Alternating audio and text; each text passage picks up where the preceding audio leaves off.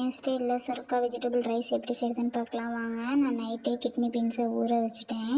அதை அலசி கல்லுப்பு கொஞ்சம் சேர்த்து ஒரு 4 விசில் வரைக்கும் விட்டு எடுத்துக்கிட்டேன்.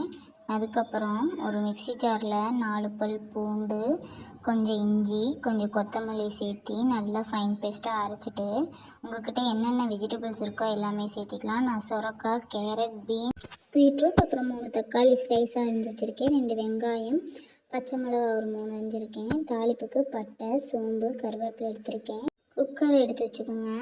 4 டேபிள் ஸ்பூன் எண்ணெய் ஊற்றிட்டு தாளிப்புக்கு பட்டை, சோம்பு, கருவேப்பிலை எல்லாம் பொரிஞ்சதுக்கப்புறம் நம்ம அரிஞ்சு வச்சுருக்க வெங்காயம், பச்சை மிளகா போட்டு நல்லா வணக்குங்க. வணக்கையில் நான் 1 டேபிள் ஸ்பூன் கல்லுப்பு ஆட் பண்ணி வணக்கிறேன். வணக்கிட்டு கொஞ்சமாக பெருங்காயம் ஆட் பண்ணிக்கிறேன். பெருங்காயம் எல்லாம் நல்லா வணங்கட்டும்.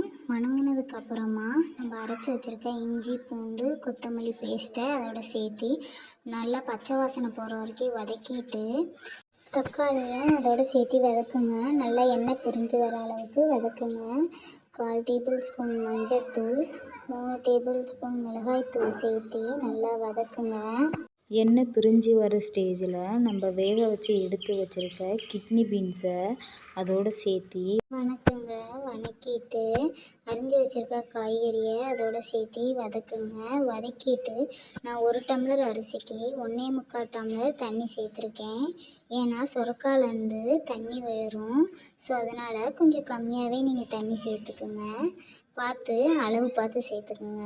நல்லா அலசி வச்சுருக்க அரிசியை அந்த தண்ணியோட சேர்த்து கலக்கிடுங்க. கலக்கிட்டு உப்பு காரம் கரெக்டாக இருக்கான்னு பாருங்கள். பார்த்துட்டு மூடி வச்சுருங்க. 4 விசில் விட்டு ஸ்டவ்வை ஆஃப் பண்ணிடுங்க. அவ்வளோதான், என் ஸ்டைல் சுரக்கா வெஜிடபிள் ரைஸ் தயார். உங்கள் வீட்டில் இருக்க சின்ன பசங்க காய்கறி சாப்பிட்னா இந்த மாதிரி செஞ்சு கொடுங்க, கண்டிப்பாக சாப்பிட்ருவாங்க. தேங்க்யூ.